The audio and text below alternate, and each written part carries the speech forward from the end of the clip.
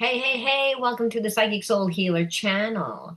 My name is Laura. I'm going to do a general message for anyone that lands on it. However, I'm also going to do a winner today, someone that said the word quantum Cohen's. Her name is Amanda. Hopefully, she will be able to be on. We corresponded back and forth, and I've only done one other winner since I've been on my show. Actually, I think two other winners. So Amanda will be my third winner, and the only time she could do it was at lunchtime. So this is going to be a general message also for anyone that lands on it, anything about your life. So if you're any zodiac at all and you wind up on this live stream, there will be a message in it for you. And like I said, then I'm going to do Amanda's free reading. So if you guys are new to the Psychic Soul Healer channel, my name is Laura, as I said, and anything of any importance about the channel you can find in the description box. You can find my other two YouTube channels. You can find my website link. You can find my Patreon link, which is important because it has all my subscriptions. I offer a mediumship circle. I offer psychic soul healer coaching and a lot of other things that you want to check out. And on my website, I have a lot of free resources. So if you're someone that's looking to heal your spiritual wounds, then my website you definitely want to check out because there's a lot of free blogs. There's my podcast, my vlog that I do. I do a TV show every Tuesday night, and I talk about different holistic and spiritual principles and practices that not only heal but balance the body, mind, and spirit. So again, if you're looking to do some healing, my website is a great resource. Again, you might want to check that out at pureenergyhealer.com. I always start off my readings using my deck, the Psychic Soul Healer deck, on the Psychic Soul Healer channel. Why? Because I'd like to look at the spiritual and psychological energies that are blocking you from manifesting, from the parts of yourself that you've detached from, because that's the energy that is manifesting within your relationships. That is the energy that manifests within your finances. So the situations, again, that are undesirable, that makes us not like who we are. So we all have these samskaras. Samskaras, again, are a combination of astral energy and emotional energy held in the body as stress. And as an energy being, you need to be able to have your energy flow through you so it can work through you. But when we have spiritual blocks, they show up as, again, psychological and emotional aspects of ourselves. So when we're not grounded, when we live from a fear-based consciousness, we are coming from a survival state consciousness and never get good results if you're coming from a survival state consciousness unless you're actually in a situation that causes you to respond in that way. A lot of us live that way unconsciously without realizing that we're actually in that state of mind. And the problem with that is over time, it conditions your body. So then when we see things like thyroid disease, when we see things like Crohn's disease, when we see things like bone cancer, when we have elimination problems, well, again, these are all manifestations of living in survival mode. We also see addictive behavior that comes from it. We see sabotaging behaviorisms that come from it. So again, if you're connected to someone that always gets in their own way, it may be you getting your own way, self-sabotage. So there would be a sense of, I really want to experience love. I really want to have love, but I don't really believe I can have love. When this happens, it's again, you're holding a vibrational dissonance inside of you. And what's going to happen is you're going to continually get in your own way, sabotage the life experiences that you want to have. That's why we want to look at the spiritual energy, because yes, it's great to know why a person does what they do, or what they're going to do. We all want to know about that. The ego wants to be satisfied. Do they love me? Do they like me? What are they going to do? What are they thinking? But the bottom line is that's emotions. And emotions, a lot of times, are different than psychological. And the reason why is because when there's trauma, a person's so fearful of intimate connections, love would be a problem. So again, they can love you and have the intention of wanting to really treat you well, but then continually sabotage a relationship because of their own wounds. Now, like goes to like, you're a mirror of who and what comes into your life. So, what does that actually mean? Does that mean that if you pull a person to you that is emotionally unavailable, that you're emotionally not available? No, it usually means that you are not giving to yourself emotionally enough. You might be trying to fill yourself with outside things that are temporary. They don't fill you up with passion. So you are codependent in this way. Usually, when somebody needs emotion, but they're afraid of relationships, it'll come across as like player energy, superficial energy.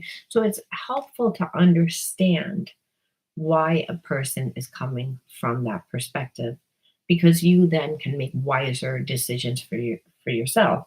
Because you can say, well, this person does love you, but if they're not on the right vibration, if they have so much baggage that they're not willing to look at, heal, and integrate means doing something different so they can see a different outcome, so that they don't keep repeating the karmic cycle, then it doesn't matter how much they love you.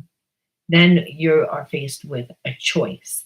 And that choice, a lot of times, comes down to, are you going to love yourself enough? Or are you going to try and fix someone else? So, a lot of times, that would be like a karmic theme. So, that's just one example of why we like to look at the spiritual and karmic energies. Will I look at how to heal and balance out a situation? Of course I will. Would I look at what your person's going to do? Of course I will. But I also like to talk about things that you need to look at to heal with inside yourself so you can have the best life. Because what you want today is not what you're going to want tomorrow. We all evolve because we all learn and see things differently, and again, our experiences grow us, change us. So again, what you want today is not what you want tomorrow. However, if you have a spiritual wound that is not integrated, the same undesirable life experience that happened yesterday and 10 years from now is going to happen 10 years from now. That's why we like to look at spiritual energy. Because when we have blocks, then after a while, those experiences that keep happening make us feel that we can't have. And we can have whatever we want. The illusion is that we can't. The shadow part of ourselves will tell us that we can't. And that shadow plays out as a behaviorism. It plays out as a psychological core belief that, again, will trigger a behaviorism, a habit, a sabotaging behaviorism and pattern a lot of times. All right. Now, if you're interested in coaching, shadow coaching, I do offer that on this channel for $7.99 a month. That's a deal. Because understand, healing is not just the awareness. It's about learning how to integrate it. And so we do healing exercises that expand consciousness, that allow us to transcend back in time, to visit the experience in order for us to really embody it. Because a lot of times we detach from the emotion and feeling.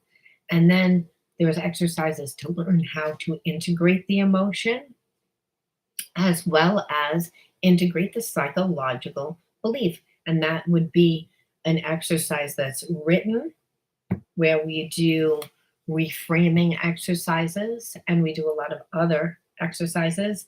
And then there's also like a protocol, like something that you actually have to do in order to see yourself differently.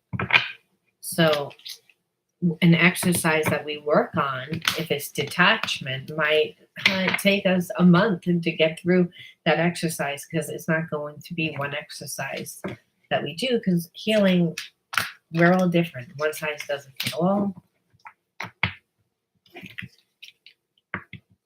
We don't all respond the same way to trauma.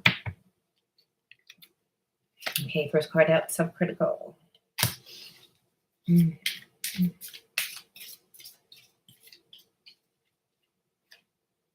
Greedy.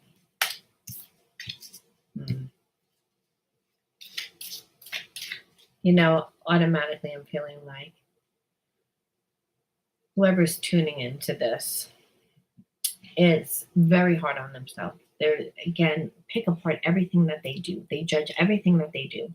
So they have a lot of anxiety because they judge everything that they do. And it's because they're always with people that only care about themselves.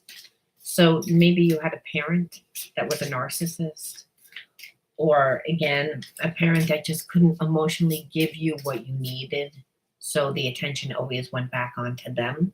And then that plays out as people that are emotionally not available in your life, people that only care about themselves. And this creates, again, a lot of anxiety. So when we're talking about a wound, when we create a wound, it always happens with someone that's close to us. And it's a betrayal.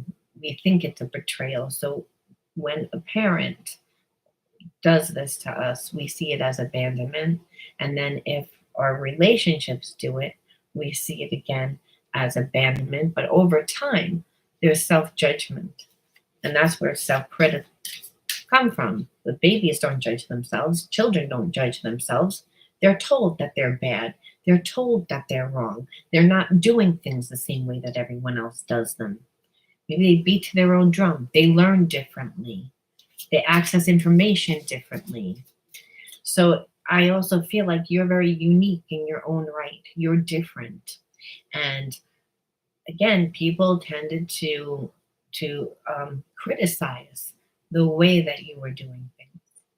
And so this created a lot of anxiety, because manic energy is almost, we have that when we feel the need to fix, when we feel the need to control. Manic energy is almost, you can, it feels almost empowering, because when you're manic, you do a lot of things. So you can get a lot of things done in this type of energy. So you might have been brought up with someone that was bipolar. So as a manifestation of living in an environment with someone that was bipolar, that was always criticizing you, you became self-critical. And again, that comes out as like manic behavior. And unfortunately, people can perceive you as greedy. People could perceive you. And that happens for two reasons, because again, we always are we're a magnet for who needs to come into our life to show us things about ourselves.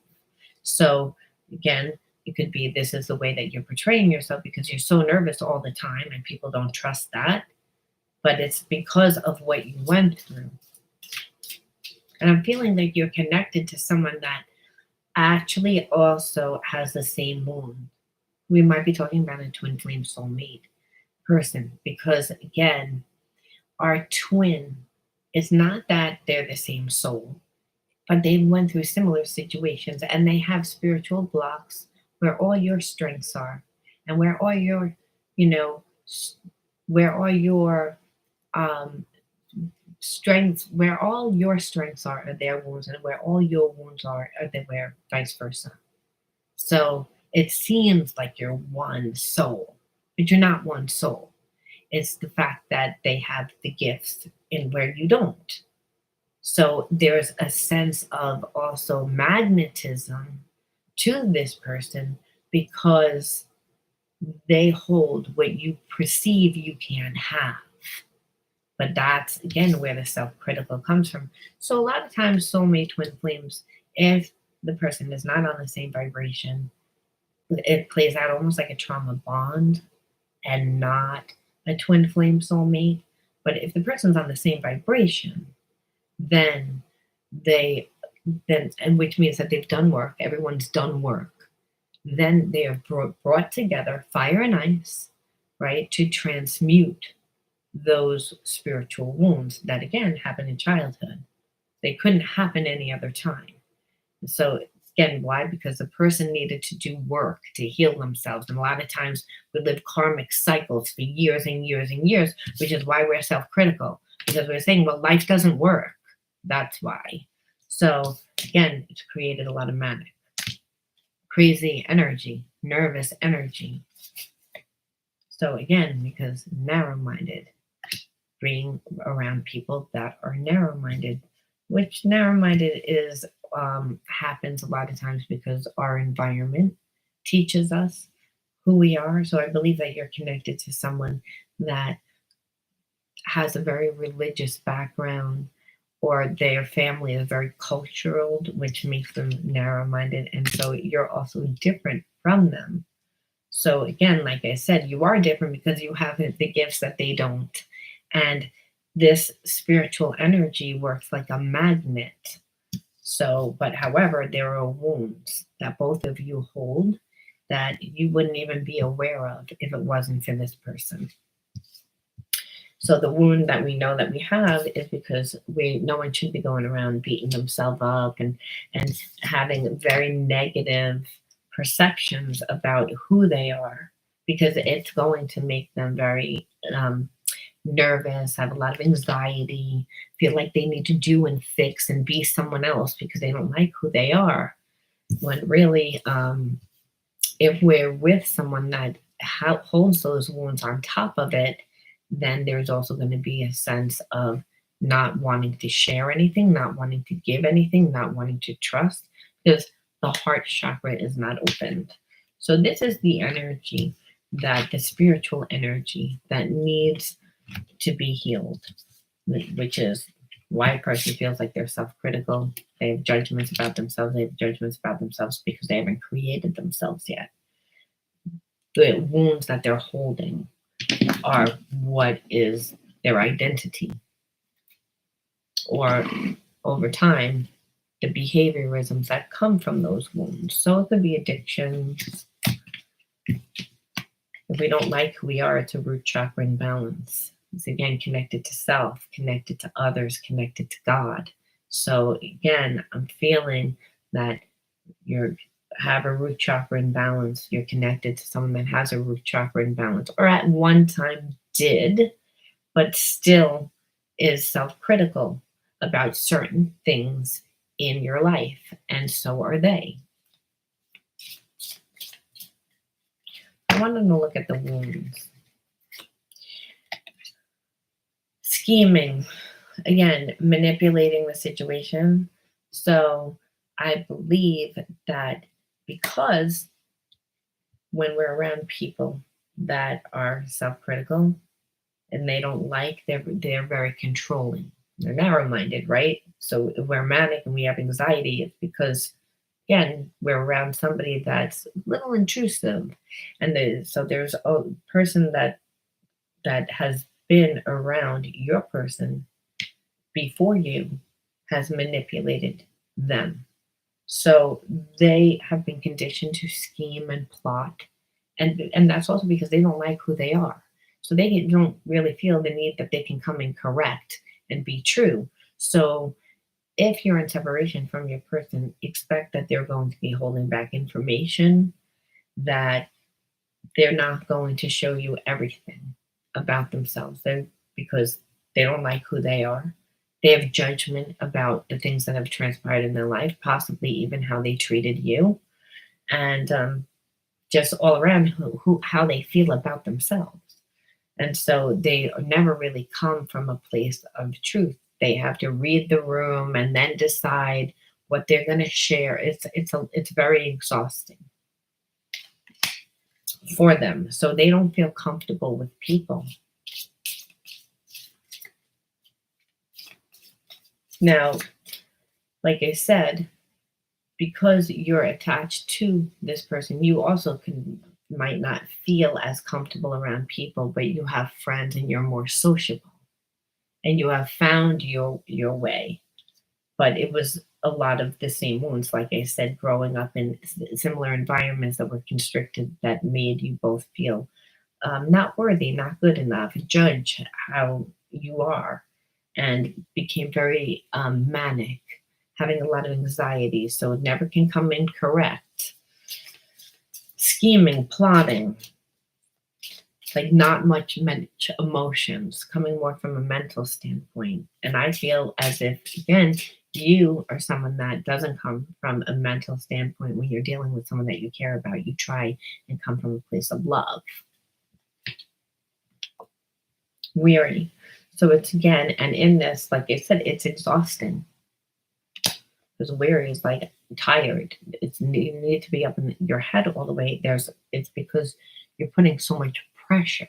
So they have a lot of pressure about how they are going to be perceived, what to say, how to make things work. I feel like for whatever reason, you're connected to someone that never gave effort to anyone. So they can possibly be very good looking, very charming, and so they're not used to it. Feeling like sorry, they were cocky.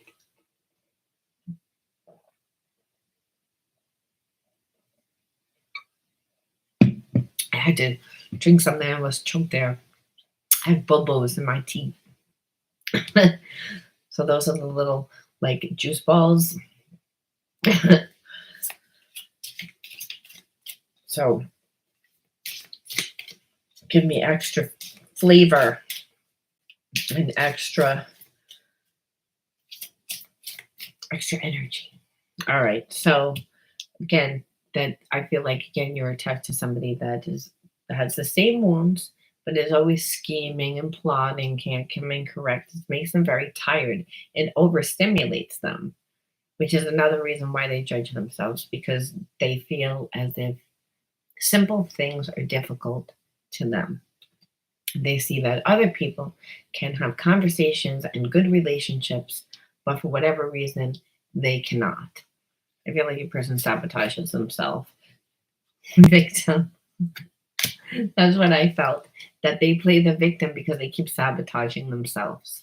So, because they don't like who they are, they don't come in correct. They come in always scheming, and then it backfires on them, and then they play the victim, and then they get people to give to them to help them, and that seems to work better for them because they're not used to giving anything. So if they play the victim, it's like I don't know how to do it, and so that's how they never really heal.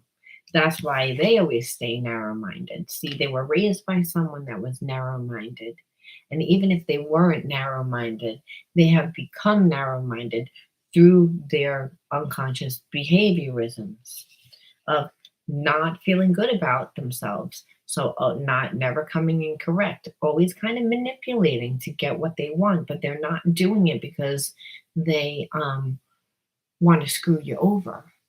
This is because they really have genuine feelings. However, it would look like they were going to screw you over. Yeah, submissive, not sharing their opinions, going along with the crowd on their own power. So it's again letting the person do everything. So not being open in a relationship. It's almost like they don't know how. They are emotionally handicapped. So let's see what the triggers were for you. Now, obviously, I would assume that there would be a lot of emotional abandonment here. If a person can't show anything and they have to scheme and plot, there's always that wall. Past lover. There's a display of affection you have towards your former partner triggers my insecurities. I don't really feel as if your person is giving anything. I feel like they have a lot of baggage from their past lover. That because they never enter into a relationship with an open heart, and they are so afraid they don't give enough. So they make the other person give. And who's going to do that? The only person that's going to do that is someone that's imbalanced. That says, I see that you're not going to give me anything, so I'm going to come in and be perfect and do everything for you so that you fall for me. But in them doing it, because they've let them do it, that person believes that they own, because it's like they've sacrificed so much of their life, because whoever's going to be with them, it's got to know that this person's not emotionally capable to give. They again are very closed off due to again what happened to them a very long time ago. And so your perception is that they give this past lover so much. No, no, no. The past lover has taken so much, because when we give up control, and because we're too afraid, we're letting somebody else make decisions. The person that you're attached to doesn't trust themselves. And they, again, don't trust themselves because they're self critical. And every time that they try and think about it, they get manic. So they can't think, because as soon as their wound gets triggered, they go into fight, flight, or freeze, and you can't think from a logical standpoint when you're in that frame of mind. That's why. And it would make you tired. It would make you exhausted. But understand the root cause is that your person doesn't trust themselves, doesn't like themselves, has a lot of judgments that were based on, again, other people, other situations, and then the karmic situations that came about from that initial wound, which was their past relationships. So now they have feelings for you, and you're looking at it almost like they're not giving me anything, but it's like it must be you're giving to your past person. No, no, no, no, no. That past person gave of themselves to the point that they believe that they own your person. Blamed. I got tired of taking all the blame when it wasn't. So it's again, so your person also was cocky. Like I feel like they weren't willing to open up. Once they had given, so this is the way that they gave to their ex. It's not that there's emotional connection. It's the fact that they were able to be manipulated from their ex the whole time, so that whenever you asked for anything, it triggered them, and then they would again shut it down and then blame you for the lack of intimacy. But the lack of intimacy was because, again, they had a wound that would prevent them. They don't know. They just know that they get anxiety, that as soon as the relationship is supposed to go deep, get close. So it doesn't mean that they don't love or care. Remember, the soulmate twin flame, there is that passion there. There is that connection. There is the sense of you feel like home. But there's all this wounding.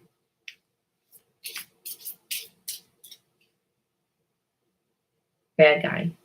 You have turned everyone and everyone against me, as I was the bad guy in the picture.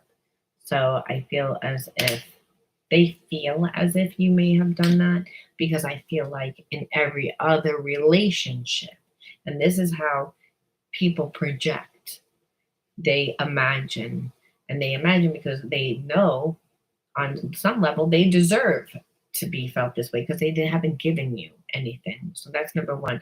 Number two, they're judging you the way that all the other people reacted and responded.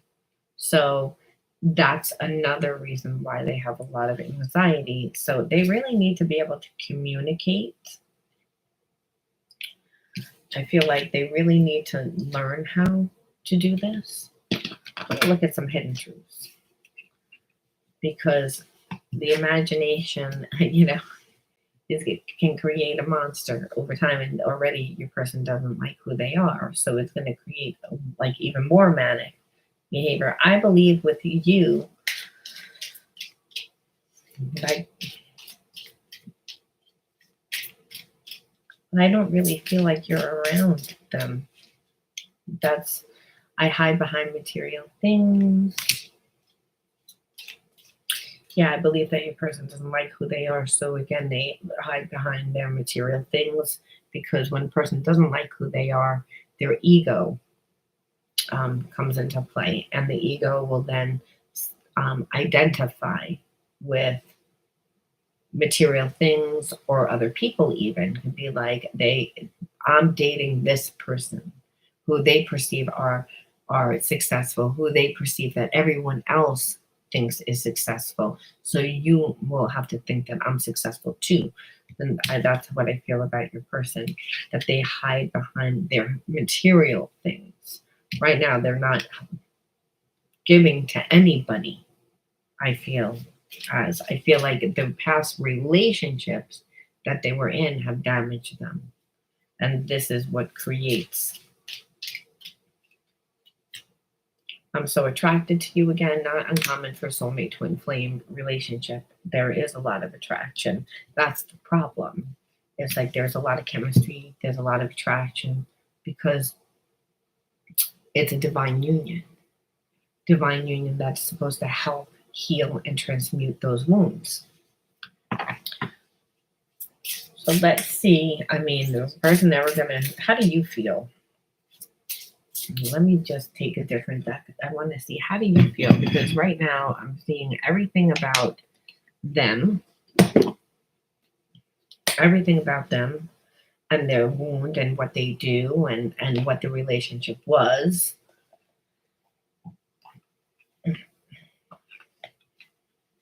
And how you feel about it. I mean, obviously not good, but do you care? Have you moved on?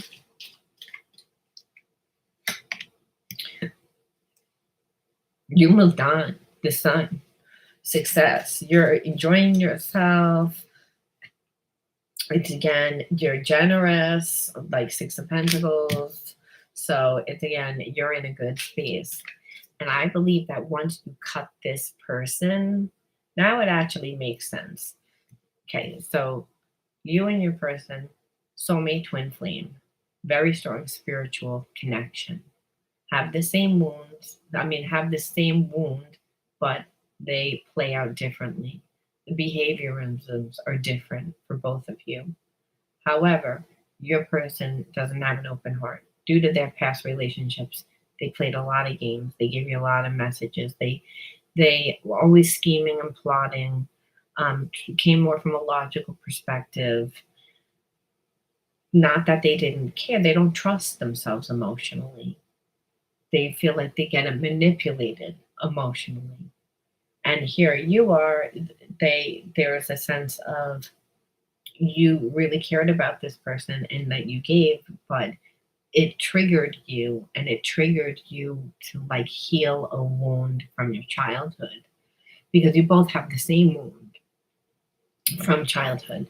But being that this person emotionally didn't give you anything, they couldn't show up. They couldn't emotionally show you that they care. They don't know how to communicate. They never come in really correct. They have a lot of anxiety. They sabotage themselves. So I believe that you were not supposed to be with this person, because again, it brought you back. It helped you transcend back to your childhood, where you were brought up by someone also that wasn't capable of loving. They loved you, but they emotionally couldn't show you. And so there was always a sense, again, of them logically dealing with you. However, that when that's your mom and your dad, there is unconditional love, and we can obviously move forward the best that we can, but it's still like a wound until we get to see it through a different perception. I believe this person being someone that you really do have unconditional love for, because every soulmate twin flame, there is this unconditional love because they're a past life karmic partner. There's soul recognition. So you both have this unconditional love. There is this chemistry and this passion. However, they did all the things to awaken your wounds, that they have the same wounds, and they didn't I don't really feel like are healed. where you use this situation to heal yourself. Because again, you're enjoying yourself, like you're in good health, you're around good people, there's opportunities. Um, you're generous, you're giving. Somebody that's not in a good place is not generous, they're not giving, they're not interactive. So I believe that a lot of you are in a profession of helping people. So you're also interactive in your community, you're giving a lot, so it's a good time. So you're not even thinking of this person. And Four of Cups, see, like where that this caused your person to the Four of Cups reverse, which is like when the Four of Cups, it's open. You're open. What happened is your person shut down. They expected you to be sad or devastated because they know this deep connection that you had. So again, I believe that part of their ego is coming down, like it's crumbling per se, and the reason that the wall that the ego creates, that everything needed to be their way, they had to plot, they were never coming from a heart space consciousness, that having you do well and not really care has made them again shut down even more so. So if you're not talking to this person, that's the reason why, because they expected you to be sad, which normally you might have been, but like I said, you put the energy into yourself. So let me see just what are they feeling? What are they going to do? I want to know. Uh, destined connection. See, it's again, this is what happens with soulmate twin flame relationship, and it really kind of pisses me off a little bit because it's like there's this soul recognition where the person feels like home, and they feel like they can do whatever they want, and then but you're always going to be there because they can sense you, they can feel you. It's and so it is a karmic relationship. Karmic relationships are the ones that make us learn. So if the connection is destined because the divine decided, but understand it was to awaken a lot of your wounds. Whether you choose to be with this person, that's free will. And the universe always